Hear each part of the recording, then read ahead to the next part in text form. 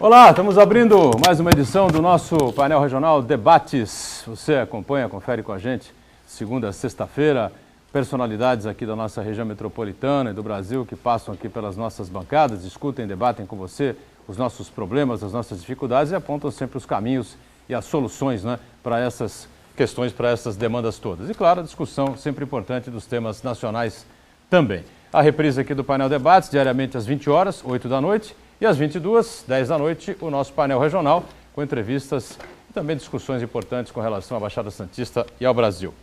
Participa desta edição do painel Debates, vereador Antônio Carlos Banha, do PMDB, aqui de Santos, mais uma vez com a gente aqui. Tudo bem, Banha? Boa tarde. Boa tarde, Boturão. Boa tarde aos telespectadores do painel regional. É uma honra muito grande estar no teu programa e principalmente para discorrer dos assuntos aí relevantes da nossa cidade e região. Doutor Manuel Rogério, nosso comentarista aqui do painel Debates, o painel regional, também mais uma vez com a gente aqui. Tudo bem? Boa tarde, Rogério. Boa tarde, Boturão. Boa tarde ao vereador Banha, ao deputado Gastone, aos telespectadores. E completa aqui a nossa mesa, com muita satisfação, muita alegria, o sempre deputado federal, nosso Gastone Rigg, mais uma vez conosco. Boa tarde, tudo bem, Gastone? Boa tarde, muito bem. E aos senhores telespectadores, também um bom dia. Muito bem. Lembrando sempre que você pode participar com a gente, telefone à sua disposição, o 30 17 91 10. Ligue para cá, participe com a gente, envie aí a sua pergunta, o seu comentário, você fica sempre à vontade no nosso espaço democrático aqui do painel regional Debates. Pelo Facebook, você também compartilha com a gente, facebook.com/painel regional, em tempo real. Você pode acompanhar o que está sendo discutido e debatido aqui no programa pelo site da TV Santa Cecília, o Santa Portal. Você acessa lá e clica no ícone Painel Regional. Depois do programa encerrado, ele fica disponibilizado para você no YouTube. Você acessa lá e revê o programa por completo ou os trechos mais importantes. Você fica sempre à vontade. Destaque sempre aqui para os nossos parceiros do dia a dia, aqui no jornal Diário do Litoral, o DL, na edição desta sexta-feira, traz aqui na capa a seguinte manchete: terminais portuários estão proibidos na ponta da praia. Isso é um assunto extremamente e profundamente debatido aqui no painel regional, né? Há muito tempo já. Restrição está prevista, completa a manchete aqui, na Lei de Uso e Ocupação do Solo, sancionada ontem pelo prefeito de Santos. Então, o Banha aqui ganha um exemplar aqui do DL, tá certo? A gente passa lá para o Manuel Rogério e na ponta ao nosso sempre deputado Gastone. E eu acho que a gente tem aí assuntos importantes, né? A questão do aeroporto de Guarujá, outorga, vem aí o vice-presidente Michel Temer, prevista na agenda para a próxima terça-feira, um fato importantíssimo aqui para a Baixada Santista, a inauguração do terminal lá do BTP ontem também, esperamos aí fortes investimentos na região, mas acho que essa questão dos terminais é muito importante, né, Banha, Rogério e Gastone, que tanto se debateu, tanto discutimos esse tema, esse assunto aqui. Banha foi a Brasília, entrou lá com um processo, levou até o deputado, o ex-deputado, o vice-presidente Michel Temer, enfim, né, e agora a coisa, qual é a leitura que se faz aqui dessa restrição assinada, sancionada aí pelo prefeito? Boa tarde, Boturão. Boa tarde ao nosso professor deputado Gastone Rigg. Boa tarde, Manuel Rogério. A leitura que se tem é de um grande litígio que vem pela frente. A leitura que se tem é a falta de harmonia, a falta principalmente de um estudo mais amplo, a falta de respeito do governo federal em fazer alterações sem ao menos consultar os técnicos da cidade, o prefeito da cidade. A cidade tem um prefeito, foi eleito democraticamente. A gente tem uma área totalmente conurbada, adensada populacionalmente na ponta da praia. Tínhamos já, através do CAP, da CODESP, que outrora era autoridade portuária, e com essa mudança de lei veio tudo isso no afogadilho, né? As mudanças, a hora de você mexer num arrendamento, é quando se termina esse arrendamento e você começa a mudar esse quebra-cabeça, esse escopo, para quê? Para que os lugares que tenham maior número de navios, de movimentação de carga, como por exemplo, não dá para tirar esse relacionamento porto-cidade, cidade-porto, se a gente não tiver algumas alterações e principalmente o que é que regula isso?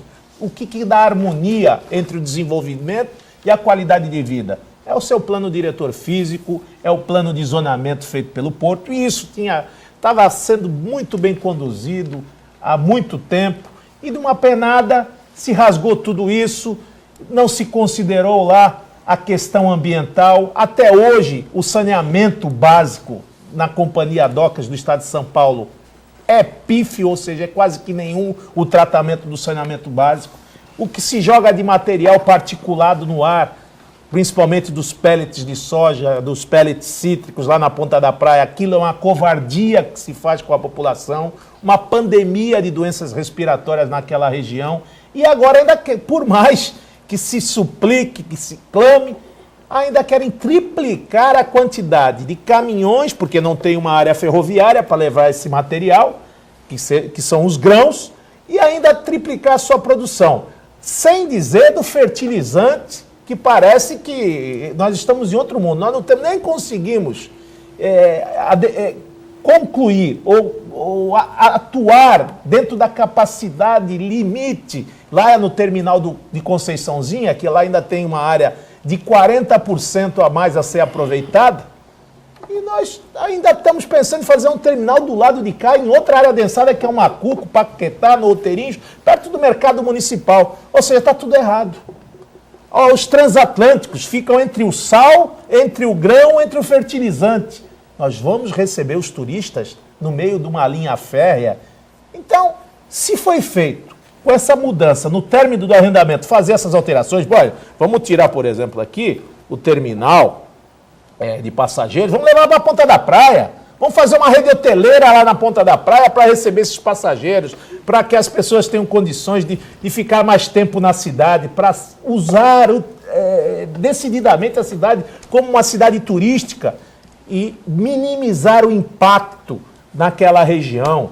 Vamos tirar os caminhões das ruas, vamos fazer essa ponte, essa famigerada ponte, esse famigerado túnel que volta de novo à baila. Tiraram agora do estuário, meu querido Gastone, agora querem botar a ponte do Dersa na Zé do Patrocínio. Quero acabar agora com o Macuco. Era o estuário, agora é o Macuco, é a bola da vez. Os outros pontos ainda não se mexeram, que é aquele, o principal, que já foi estudado há 30 anos lá pela Figueiredo Ferraz, por todo mundo. Ligar a parte da Lemoa, ligar a estrada com a estrada, Cônigo Rangoni com a Imigrantes, com a Anchieta, esse aí não se fala. Então, a gente está batendo, está brigando, está numa briga aqui, não só do Estado como com a União, e onde Santos virou uma passagem de servidão. Nós explicamos isso para o Ministério Público do Estado, tivemos com o doutor Dalóia falando sobre isso. Vai ter um grande litígio, vai ser um grande desperdício de dinheiro e não vai sair nada. Ou seja, vão rasgar mais uma vez o dinheiro do contribuinte em faz, não faz, entra com liminar, tira liminar, investe, não investe. Isso é dinheiro que se perde. Então, para não ter, então vai acontecer o quê? Chuva de liminares, a intransigência do governo local, a intransigência do governo federal, e ninguém senta à mesa para discutir, num Estado democrático de direito, a qualidade de vida, a saúde das pessoas, o desenvolvimento do país. Ninguém é contra o porto e nem muito menos contra o túnel, mas nós queremos ser consultados, precisamos respeitar as pessoas que moram na cidade, precisa do princípio básico da democracia, que é a união, a harmonia, o respeito e principalmente essa conversa entre os técnicos locais e não numa penada, não num ato truculento que nós já vimos no passado. E o nosso querido Batonier, com muita experiência, viu até muito mais que nós, principalmente quando nós estávamos aí na ditadura, onde as penadas e decretos eram utilizados diuturnamente. Muito bem, sobre essa queda de braço entre o porto e a cidade, né? O Manuel Rogério, o Gastone Henrique estão aí, podem ficar à vontade aí também para discorrer sobre esse tema aí, e se chegaremos aí a um ponto comum importante para a cidade e, claro, para o porto também, né? Eu, com todo respeito, aqui a palavra do Gastone vai dar mais ênfase à questão, porque é um constitucionalista. Eu vejo que foi inaugurada uma grande região de conflito, onde a União está chamando a guerra, a batalha, o município. Ora, não venham falar de que não há competência do município, não venham falar de que a jurisdição é federal, porque isso é constitucional. tudo aquilo que é de peculiar interesse do município, o município pode legislar sim, e o município legislou, tratou essa matéria no plano diretor, proibiu o funcionamento de novos terminais nesse corredor de exportação na ponta da praia até Outeirinhos, e além disso, o município se colocou contrário diante do secretário dos Portos, que é muito bem apontado pelo Banha, de uma forma intransigente, se colocou de forma a ignorar o pensamento do município, a ignorar o que o cidadão santista pensa sobre isso e colocou o ato de império na mão, como se fosse um grande imperador, e falou que, independente de qualquer coisa, a licitação segue o seu caminho normal. Gastone Rigg, queremos ouvi-lo aí com toda a experiência e bagagem. Eu acho que esse assunto não é nem caso para debate. Isso é o típico caso de polícia. É de botar na cadeia um monte de gente. Porque, vejam bem, há algum tempo atrás, um ilustre deputado federal me procurou para saber se podia ser feito porque eu era um dos responsáveis, e o Boturão participou, inclusive, do programa, de pregarmos a regionalização dos portos. No mundo inteiro, quem administra o porto é o município. Digamos, bom, aqui em Santos nós temos uma peculiaridade. 3 municípios entornam o porto. Que coloque-se a administração dos 3 municípios, o Estado quer entrar, entre o Estado, entre a União, entre os usuários do porto. Se a diretoria se compuser por essas partes, todas elas envolvidas na atividade portuária, nós teremos afastada essa concupiscência, essa avidez política que toma o porto e transforma em mercadoria de corrupção. É o que tem sido feita. Balcão para comprar partido, para comprar deputados. Isso é uma vergonha e com sacrifício total da eficácia, da eficiência do porto. Então eu dizia para ele, imagine, é o único porto que eu conheço do mundo que não tem um projeto portuário. Qualquer porto, você chega e diz onde é a descarga de gases e petróleo. Aí está de tal armazém, ou é tal terminal, tal terminal. Onde é bagagem, ou melhor, passageiros, em tal lugar. E assim por diante, estão projetados. Mesmo os portos antigos foram modernamente reprojetados. O nosso Porto de Santos não tinha, como não tem até hoje, um projeto de ocupação e de colocação. Isso é um escândalo. Por que não tem? Porque dirá, isso daí é uma negligência de administração. Não é negligência, não. É safadeza. É para com que se possa, a qualquer instante, fazer o jogo de misturar as bolas. Quer dizer, alguém tem interesse lá, me paga mais, eu permito que tal terminal opere assim, o assado. Se houver norma, se houver projeto e lei, ninguém pode estar vendendo facilidades. E aqui não, aqui o que se cria é isto. É a possibilidade de cada vez mais se poder avançar na corrupção. Regionalizando o porto, teríamos acabado a corrupção. Ninguém quer regionalizar.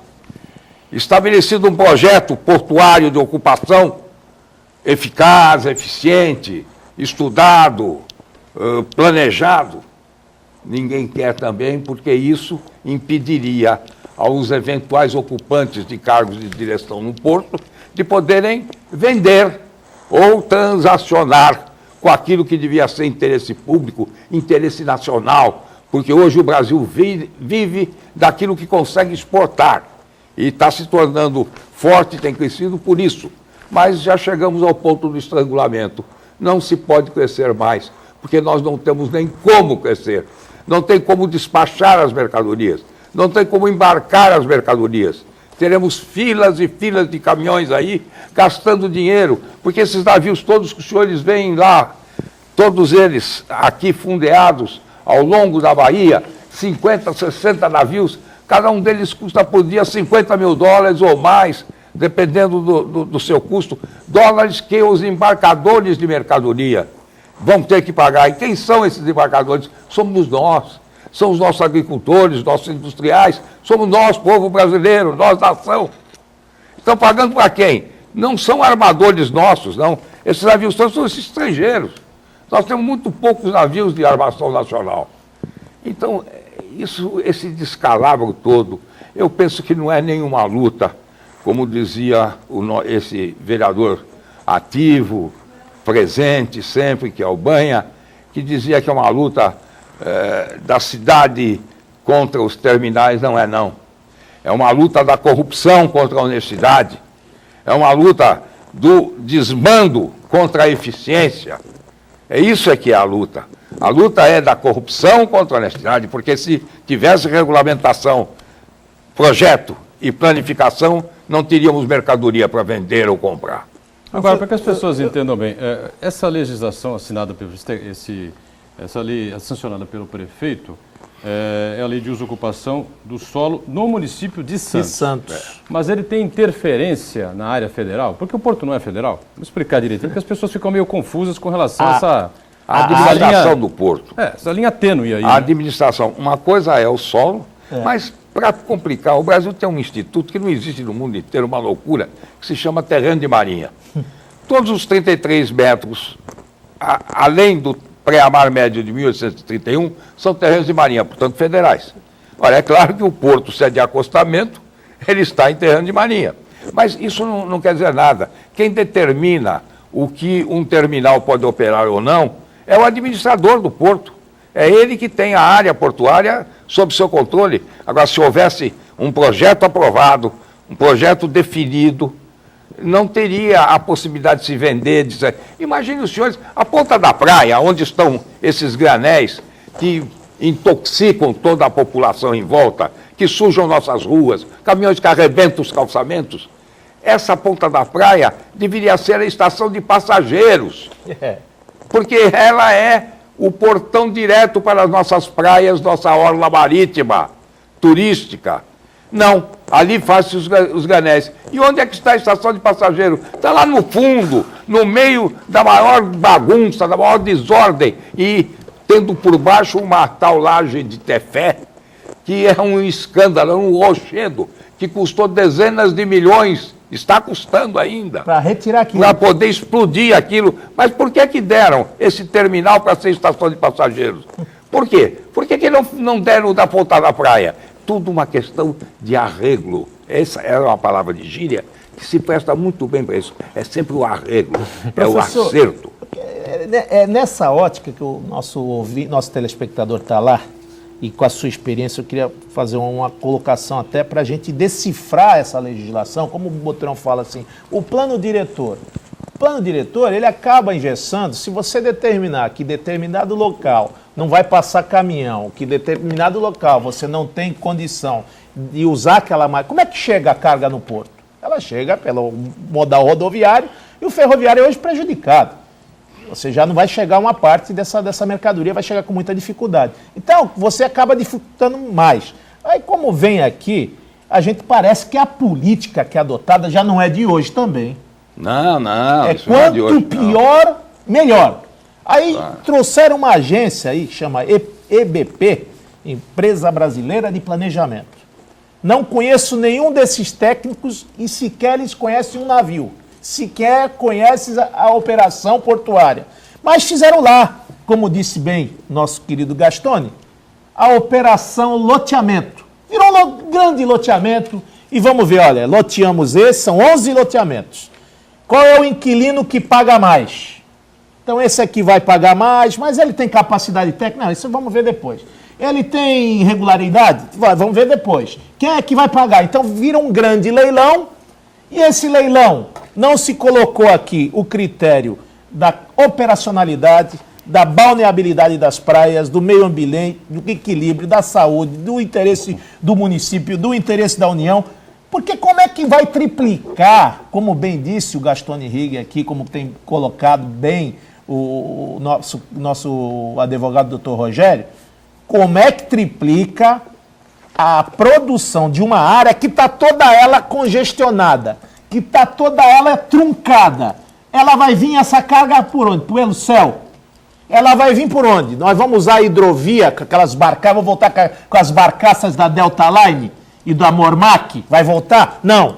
Então, como é que triplica? Vai chegar ao ponto, o meu querido Gastone, pode ser que eu esteja errado no meu pensamento, mas vai chegar ao ponto que nós vamos ter berço de atracação ocioso e não vamos ter condição de movimentar carga, porque a carga não vai conseguir sair lá das grandes fazendas, dos produtores agrícolas, da importação, da exportação, para chegar no costado do navio. E aí a gente vê, não tem um Port Authority, não tem segurança, a vulnerabilidade do porto está aí, desmascarada, desnudada. Esses incêndios ultimamente ocorridos aqui mostram a total fragilidade da segurança do porto. A gente viu que nem hidrantes funcionavam. Para apagar o incêndio lá da Copersucar, teve que utilizar água do mar, água salgada. E todo aquele segregado que contaminou e que matou mais de 4 ou 5 toneladas de peixe, estava lá, a céu aberto, jogando nas galerias pluviais. Ou seja, não há um interesse.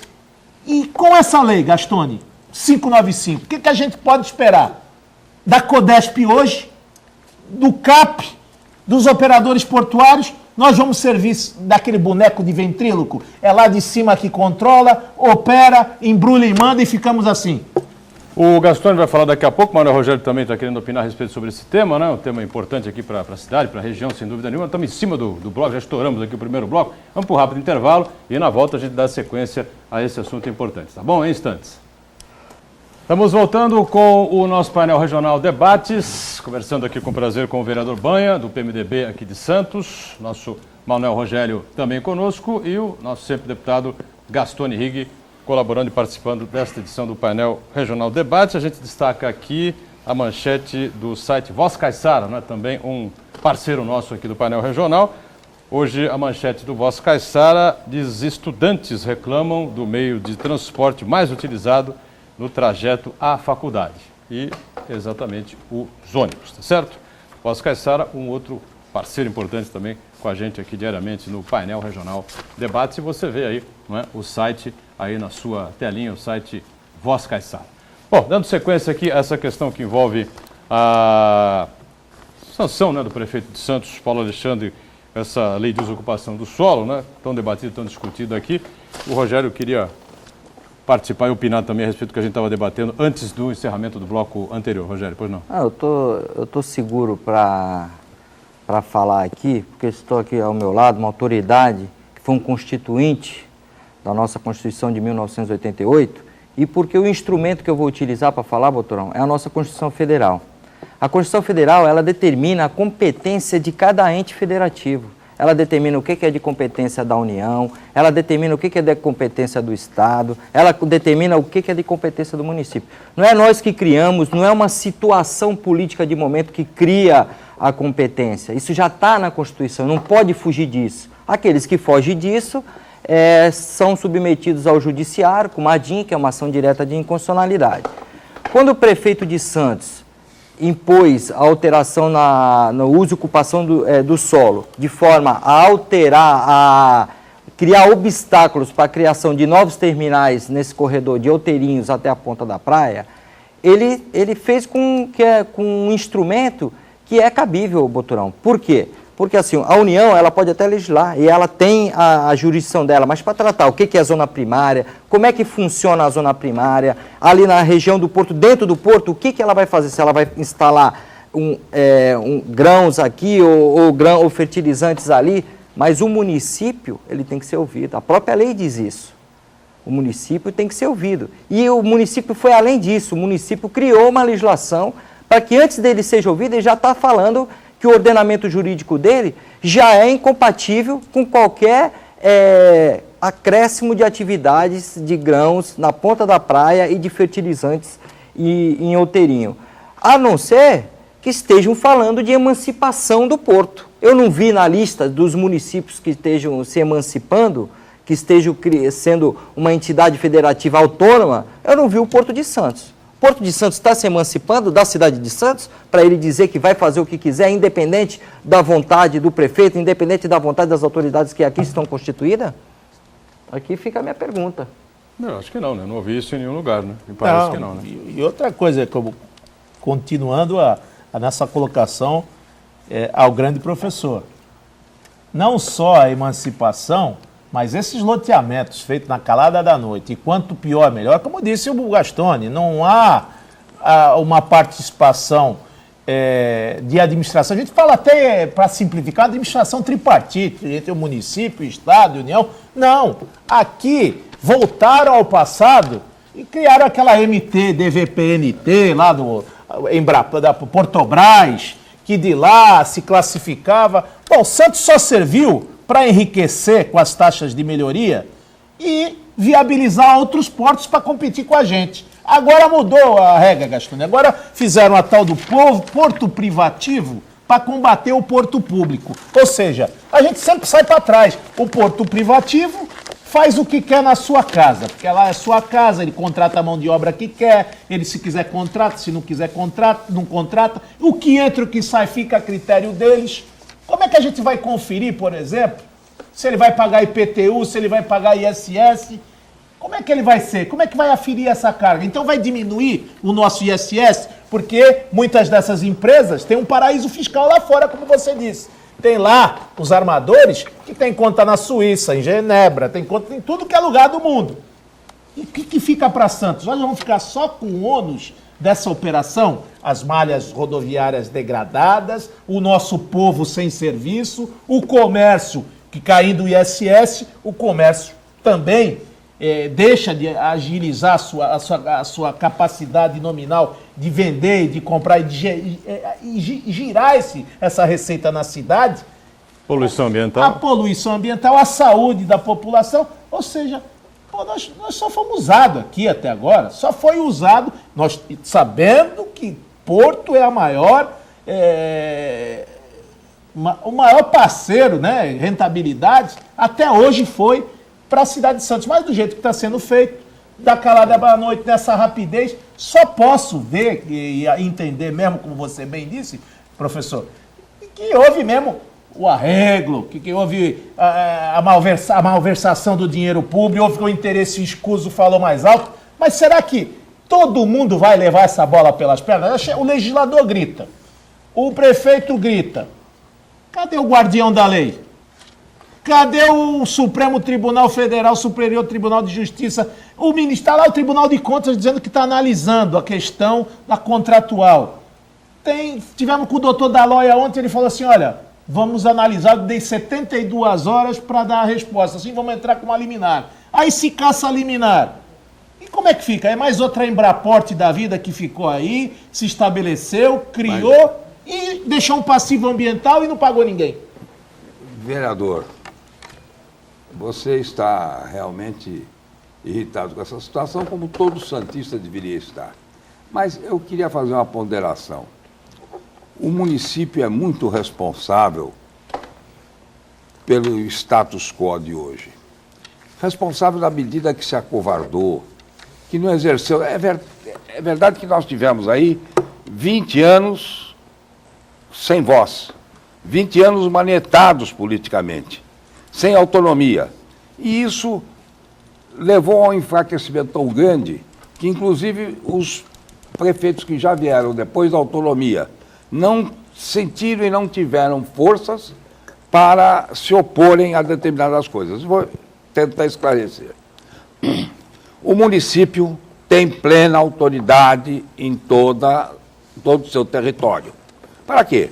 Trânsito, transporte, principalmente aprovação de plantas de construção ou demolição. Na hora do cais, seja federal, seja estadual, seja lá o que for, não se pode construir sem que o prefeito aprove a planta. Não se pode demolir sem que haja uma aprovação. Isso é essencialmente tarefa da prefeitura. Qualquer leigo sabe disso. Pois se tivesse começado por aí, se tivesse começado pelo transporte, mas não se meteu em fazer transporte lá dentro, ficou deixando que fosse feito pela própria concessionária, que fosse feito pela empresa. Nada disso. Quem quer ter força tem que ocupar o posto da força. Tem que ocupar o Por espaço. exemplo, e vou lhe dar um exemplo aqui que nós estamos pagando até hoje. Nós perdemos Bertioga, que foi a grande perda de Santos. São 36 quilômetros de praia que nós perdemos e ficamos só com esses 6 ou 7 daqui. 36 quilômetros de praia que perdemos. De uma natureza totalmente preservada. Poderíamos ser um município de turismo elevadíssimo, de alto nível mesmo. Poderíamos fornecer aos santistas uma grande extensão habitacional. Não podemos mais nada. Ficamos com metade dessa parte continental e, veja bem, e vamos perder essa parte. Por quê? Por que perdemos aquela época? Por que perdemos Bertioga? Perdemos Bertioga porque o território do município de Santos não era contínuo, era descontínuo. Eu, para ir de uma parte do meu território insular, onde estava a sede da prefeitura, para a parte continental do meu município de Santos, eu precisava passar por Cubatão. Então, é claro que eu não posso, não tenho nem como me defender quando o lado de lá pedir a sua emancipação. Como é que eu vou me defender? Ele vai dizer, mas eu não tenho nada a ver com vocês. Eu sou vizinho do município de Cubatão. Vocês moram lá em Santos. 22 quilômetros para chegar na Santa Casa. Vocês mandam algum carro para cá para buscar o dinheiro do imposto, é isso?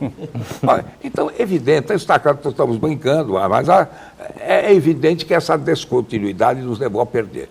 E vai nos levar a perder os 200 e tantos quilômetros quadrados que temos da área continental.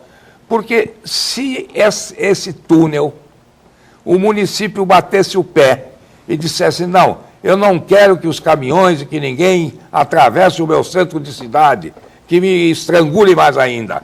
Vamos à altura da Lemoa fazer o túnel e que pega território de Santos com território de Santos, que o lado de lá, a margem do canal de Bertioga é Santos.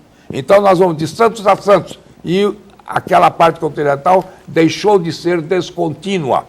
Passou o território de Santos a ser um único.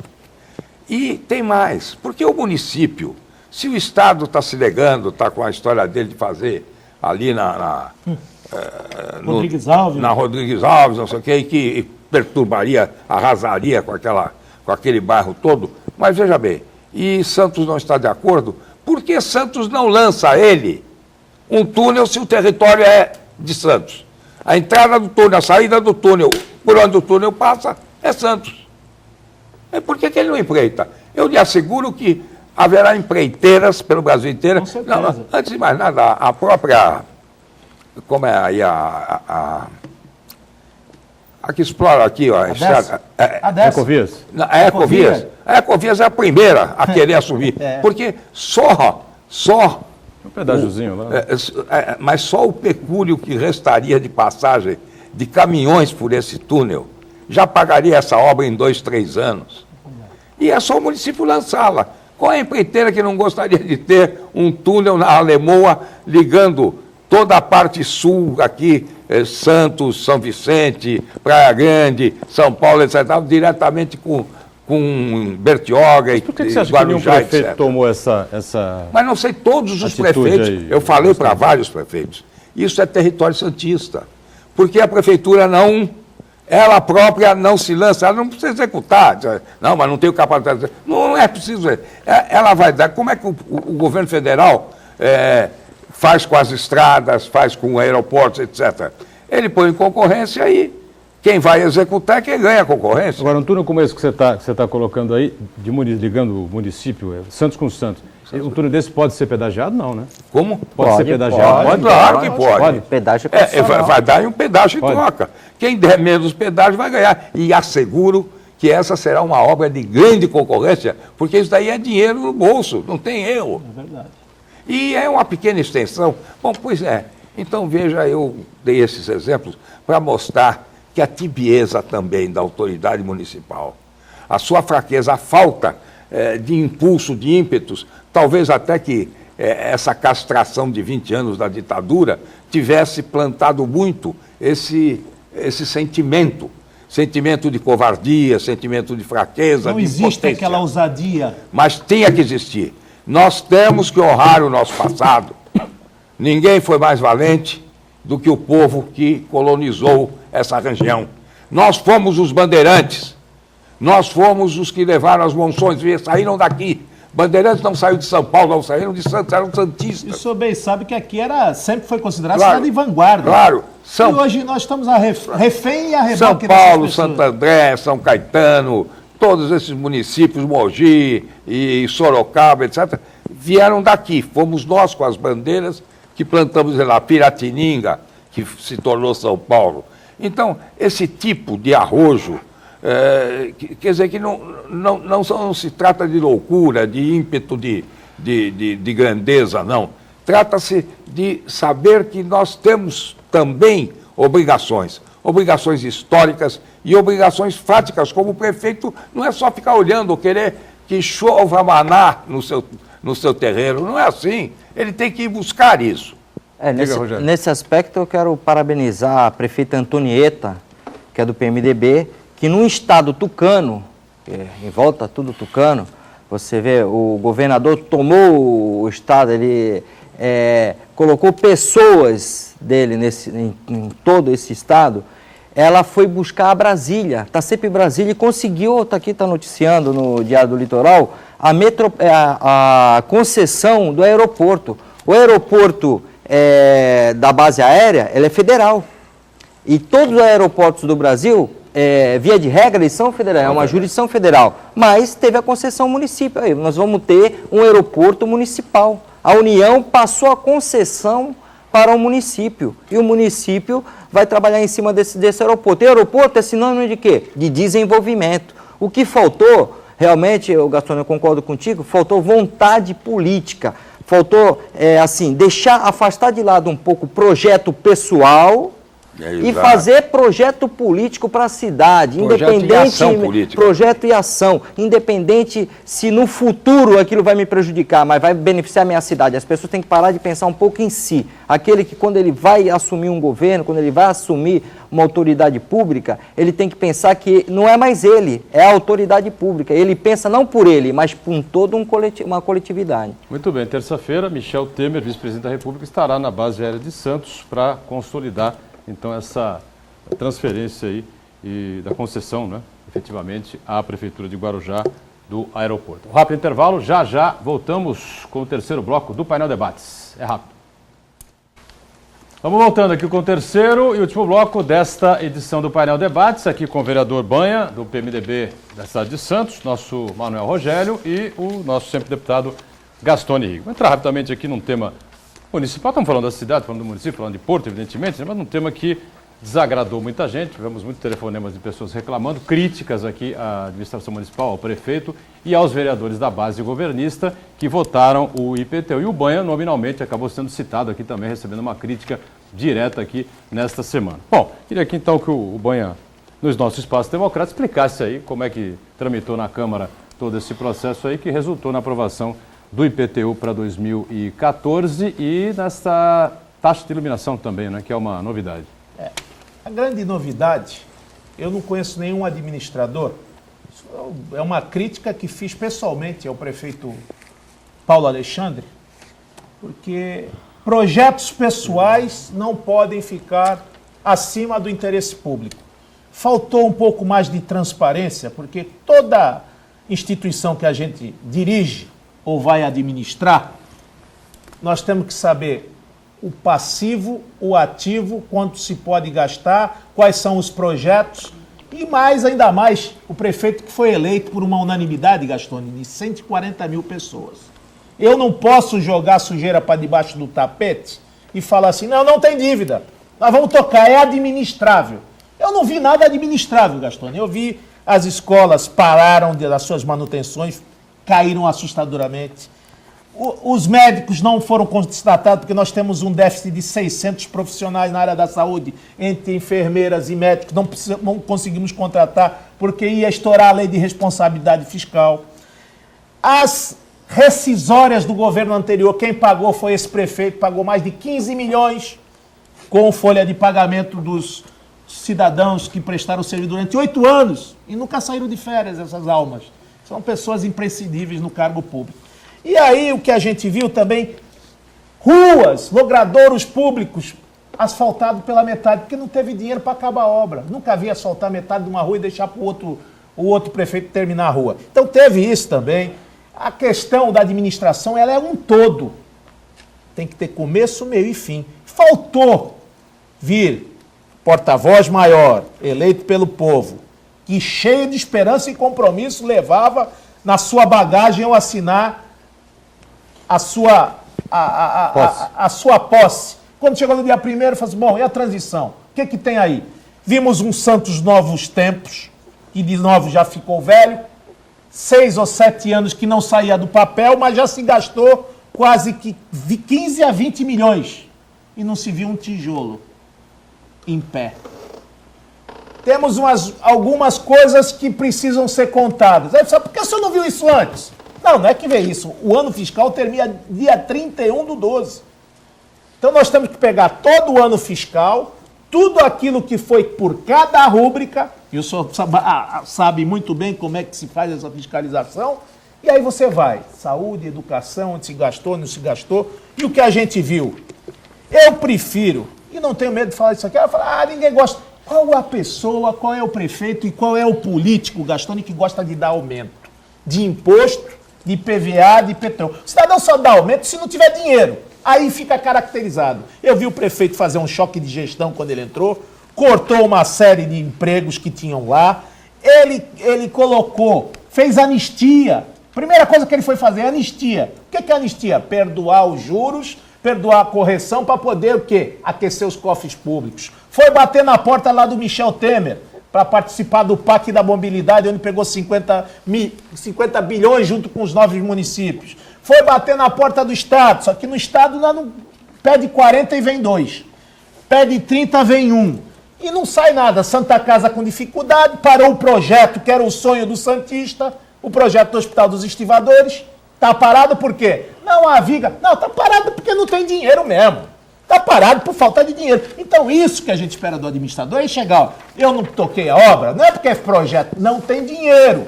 Não tem dinheiro e vão pegar dinheiro. Então, se tem um histórico de um ano todo, qual foi a grande obra que o governo fez até agora? Nenhuma. Então, se não tem, se está remontando, nós precisamos ajudar o governo. Eu sou da base de sustentação do governo. Eu estou fazendo uma crítica construtiva. Nós estamos ajudando a negociar dívidas do passado, porque os 2 últimos anos do governo, Papa foi melancólico, foi no piloto automático e deixou dívida. Um projeto que fica 6 anos no papel e não sai, e com dinheiro na caixa, alguma coisa tem. Agora começa. Não foi gasto com projeto executivo, foi gasto com projeto básico, mas o Santos Novos Tempos, a enchente continua lá. E o prefeito, depois de ter dado até o aumento que nós aprovamos, quando eu digo aqui aprovamos, e que se não aprova, eu prefiro aprovar os 12% de aumento, e a sociedade tem o atendimento médico, as creches não vão bater na Câmara como bateu a maçonaria, como bateu algumas entidades de respeito que seguram entidades centenárias como a Anália Franco, o Educandário Santista, a Gota de Leite, porque o prefeito deu 16% de aumento. Se ele não deu mais é porque ele não tinha dinheiro também, porque só se passava o repasse de 6%, 6%. E quem tem que manter creche e educação fundamental? É o município. Os parceiros, eles vêm corroborar. A gente não pode deixar a tua atividade principal para o nosso colaborador, a casa de caridade. Não pode deixar para a associação filantrópica, para a maçonaria, assegurar o que é de competência do município, que são as creches, a Gota de Leite, Educandário Santista, a saúde. A saúde não tem remédio, não tem psiquiatra, não tem pediatra, está faltando enfermeira. E não posso contratar porque eu já cheguei naquele limite da responsabilidade fiscal. Não posso contratar por cheque, aí tem que trazer o OCIP, prestador de serviço, mas também não posso porque não tenho dinheiro. Então você tem que dar o aumento, a gente tem que deixar o município viável para que o prefeito possa administrar, para que tenha educação, para que tenha saúde, para que tenha até segurança, que não é uma competência do município, mas é no município que acontecem as coisas, a gente tem que ter uma guarda patrimonial. Nós temos um déficit aí de 900 homens, Gastone, na guarda municipal. Temos 300 próprios públicos. e só tem 300 guardas. Então, tudo isso, quando ataca, é mais fácil atacar a casa do povo. Por que o vereador aumentou imposto? Porque se não aumenta imposto, não tem serviço. O serviço público é contínuo, é essencial, não pode parar. E a gente tem que dar essa retaguarda. Agora, tem que ter o seguinte, eu dei o aumento, votei no aumento, voltei com o prefeito. Me aguenta, Gastone, porque se faltar médico lá no mês de janeiro, no mês de fevereiro, não tiver atenção a atendimentos básicos, primordiais e essenciais, nós vamos brigar. Porque a gente tem que fiscalizar para onde vai esse dinheiro. E não acontecer, a falta de transparência, ela leva a isso. Porque ficou uma caixa preta, o governo de transição passou o Papa, passou para o Paulo Barbosa. Como é que ficou essa transição? A primeira coisa que tinha que falar é o seguinte, olha, o meu passivo é esse, ó. O município tem 2 bilhões e 300 milhões. Esse é a dotação anual do município. Quanto que se deve? Quanto tem que pagar? Qual é o limite? Aí dizer que o PCCS inviabilizou o problema da prefeitura, isso é uma brincadeira. E as incorporações faraônicas, onde o cidadão ganhava R$1.000, R$2.000, ele em 5 anos ficou num cargo de relevância, num cargo de confiança, e passou a ganhar de 2.000, passou a 15. Isso não vai impactar a folha? Então, tudo isso é gestão. Nós tivemos uma gestão fraca, amadora. Tivemos acertos? Tivemos muitos acertos, até porque tivemos aí muitas coisas que foram viáveis, como, por exemplo, eu digo sempre, o grande projeto do ex-prefeito Papa foi a compra, aquisição desse símbolo que é o Hospital dos Estivadores. Mas, infelizmente, teve que pagar um preço muito caro, porque faltou o quê? Sintonia fina com o governo federal, com o governo do estado, buscar recursos, não se foi lá. E parece que os prefeitos estão virando moda. Isso que é a falta de ousadia que fala o Gastone, é justamente isso. O prefeito da cidade de Santos, dinheiro não tem coloração partidária. O dinheiro é para o interesse público, esse dinheiro é do povo, tem que ser bem administrado. Tem que vir do governo federal, tem que vir do governo do estado, tem que vir das parcerias públicas-privadas. Para isso é o gestor, ele não pode ser empregado nem do governador, não pode ficar com medo do presidente da República, que é de outra legenda, não pode ficar refém desta ou daquela situação, nem do projeto particular. O interesse público, ele fala mais alto. Voto e votaria novamente com relação, porque a cidade precisa desse dinheiro. Porque se não tivesse dinheiro, seu telespectador, você não teria mais serviço em Santos, porque a cidade está capenga das pernas financeiras. Os cofres, quando saíram daqui, os cofres estavam vazios. E nós estamos saneando as dívidas deixadas pelo governo anterior. Manuel Rogério Gastone, sobre esse tema ainda polêmico do IPTU, aumento para 2014. Quer completar alguma coisa que já foi dito aqui? Explicação do vereador Banha. Vou completar bem rápido para deixar um espaço para o Gastone. Se realmente a intenção é essa, eu vou fazer uma analogia rápida. O meu escritório tem alguns prestadores de serviço que me procuraram e falaram, precisamos de um aumento.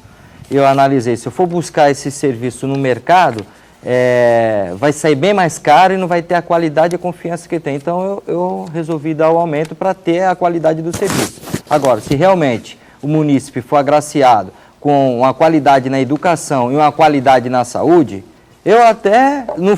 se seguindo essa linha, eu saio no lucro, porque tem um aumento no IPTU, mas deixo de pagar plano de saúde e deixo de pagar a educação. Eu sou um pouco descrente quanto a isso, mas vamos esperar, não vamos se antecipar os fatos, vamos esperar os acontecimentos, igual o vereador Banha falou. Ano que vem tem dinheiro? Se tem dinheiro, aí vamos esperar outra postura do governo, tendo uma qualidade nos serviços, necessariamente os serviços essenciais. Gastone Henrique, convencido aí sobre o aumento do IPTU para 14? Eu devo dizer que me parece que a Câmara aqui, os vereadores e o próprio Executivo, encontraram uma fórmula, ainda que eu não tenha conhecido com mais detalhes, mas uma fórmula que me parece, à primeira vista, bastante justa. Ou seja, não se levou em conta a absurda valorização em razão da especulação imobiliária. Porque especulação é algum dado meramente passageiro no tempo. A necessidade de determinados imóveis ou terrenos com tais metragens a uma determinada época. Acabaram-se esses imóveis, a coisa volta para trás. Então, ao sabor das variações especulativas imobiliárias, o imposto não deve caminhar. O imposto tem que ser coisa séria e permanente. Até porque o cidadão que compra a sua pequena casa ou faz a sua pequena casa ou o seu apartamento comprado, aquele é seu bem definitivo, sua moradia, onde ele cria a família, onde ele repousa, etc. Calcular-se um imposto que possa fazê-lo perder esse imóvel é de uma crueldade absoluta. Porque como é que eu faço com um cidadão se eu começo a tributá-lo de tal forma que vire confisco? Por outro lado, então achei que a fórmula de 12%, que foi uma média mais ou menos de, digamos, de inflação, que se deixou de fazer no ano passado e passou-se para esse ano e tal, tudo bem, me parece que contemplará a população. Mas quero dizer que o vício é pior. Não sei, o vício só poderá ser tirado se voltarmos a fazer uma Constituinte e dessa vez sem Congresso Nacional, sem nenhum integrante do Congresso Nacional, e ainda quem entrasse nessa Constituinte não poderia ser candidato, seria inelegível para os futuros mandatos, porque alguém que estivesse isento digamos, desse mundo hoje político, porque se forem esses mesmos políticos que vierem a fazer nova Constituição, cometerão o erro que nós cometemos na Constituinte de 88, que é trazer as mesmas pessoas que tinham seus privilégios, que tinham as suas vantagens e que mantiveram as suas vantagens e seus privilégios. Se nós queremos mudar, nós precisamos pôr gente que não tenha interesses imediatos, que não esteja dentro desse establishment, dentro desse tipo de corporação que se apega a privilégios, vantagens, etc. Então, se não fizermos isso, nós não vamos voltar a ter justiça. Eu sempre digo, o município faz de tudo, desde o nascimento, desde o cuidado com a maternidade, o pré-natal, faz o Natal, a maternidade, faz a creche para a criança, depois da creche o ensino fundamental, depois o ensino médio até, vai mais à frente, é ele quem cuida do trânsito, do transporte, da via pública, da sarjeta, da água, do esgoto, das construções, dos hospitais, pronto-socorros. E, finalmente, vai e acompanha o cidadão, a luz elétrica, a iluminação elétrica, e vai por aí, conservação dos próprios, das praias, sabe? Vai até a hora da morte, até o sepultamento. E ainda é o município quem sepulta o cidadão e cuida do cemitério. Ora, esse é o ente público que mais doa, que mais se compromete com a nossa vida, com a nossa essência, com o cidadão. Pois no bolo dos tributos, ele recebe pouco mais do que 15%. Veja que absurdo. A União fica com mais de 50%. O Estado com 20 tantos ou 30 e poucos por cento, e ao município restam 15%. Como? O município que faz tudo isso, ele fica com 15%. E a gente, quando reclama é com o vereador, reclama é com o prefeito, porque ninguém sabe quem é o ministro. Se eu perguntar aqui para qualquer santista qual é o ministério, bom, nem eu sei, mas eu tenho certeza que ninguém será capaz de me dar os 39 ministros, né? Um negócio absurdo. Portanto, era preciso alterar-se isso. Acho que todos estão de acordo. Não é que eu estou querendo fazer do município uma igreja, não é bem isso. E nem ela é ocupada por santos de verdade, não santos de cidade. Mas era preciso mudar-se esse dispositivo constitucional. E as coisas acontecem na cidade, né, Gastone? Acontece tudo na cidade. Ninguém mora no Estado, ninguém mora na União. Você mora numa casa na rua do município. Eu defendo essa tese do regime municipalista e eu falei, se eu não vou ver, mas acho que acredito que meus netos ainda vão assistir. Porque a gente já está encampando o serviço de delegacia, de polícia, de Estado, o ensino médio que era do Estado. Então, tudo está caindo no bolso da prefeitura. Então, já que é para assumir, vão assumir tudo, o ônus e o bônus. Muito bem. Então, estamos em cima da hora aqui, fechando mais um painel regional Debates. Conversamos com prazer aqui com o Banha, vereador do PMDB. Obrigado ao Banha, obrigado ao nosso Manuel Rogério. Agradecimento sempre especial ao sempre deputado Gastone Rigg, brilhantando sempre aqui as nossas sextas-feiras. E obrigado sempre também a você que acompanha a gente. Segunda a sexta, 1h30 da tarde, reprise às 8 da noite e às 22 o painel regional também. Obrigado. Tchau.